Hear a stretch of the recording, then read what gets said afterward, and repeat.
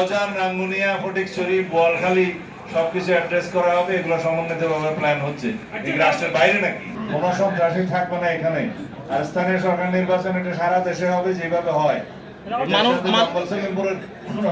ঐতিহ্যবাহী পুলিশ, তার সাথে বিজিবি ছিল, র্যাব ছিল, মিলিটারি ছিল, অন্যান্য বাহিনী ছিল, হেলিকপ্টার সাপোর্ট নিয়েছিল, 4000 বাহিনী গিয়েছে। এখানে শুধুমাত্র কনভেনশনাল পুলিশ কোথায় গেল? 72 ঘন্টা ময়েশ্চার লক সমৃদ্ধ লিলি বডি ওয়াশ শিয়া বাটারের গুডনেস স্কিন রিপেয়ার করে রাখে সফট ও গ্লোয়িং। সন্ত্রাসীদের অভয়ারণ্য যেখানেই থাকুক নির্মূল করতে হবে। রাষ্ট্রকে চ্যালেঞ্জ করার মতো যে দুঃসাহস সন্ত্রাসীরা দেখিয়েছে সেটাকে আমরা যথাযথভাবে অ্যাড্রেস করব। এবং এই এলাকায় সলিমপুর, জঙ্গল সলিমপুর, আলীনগর, এই টোটাল এলাকায় এবং সারাউন্ডিং যে সমস্ত এরিয়া আছে এগুলোর রোড নেটওয়ার্ক আমাদেরকে এস্টাবলিশ করতে হবে।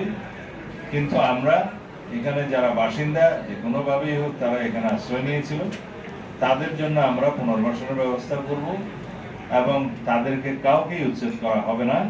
জন্য আমরা আজকে ম্যাপ নিয়ে সমস্ত ডিপার্টমেন্টের হেডদের সাথে আলোচনা করেছি এবং এগুলো বাস্তবায়ন কিভাবে করা হবে সেটা আমরা পরীক্ষা করে দেখেছি।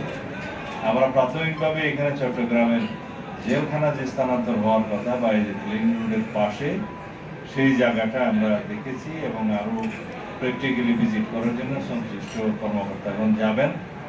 এখানে কাউকে ডিস্টার্ব করা হবে না, কোনো বসতি উচ্ছেদ করা হবে না, কিন্তু আমরা এই কারাগারের স্থানটা আমরা আগে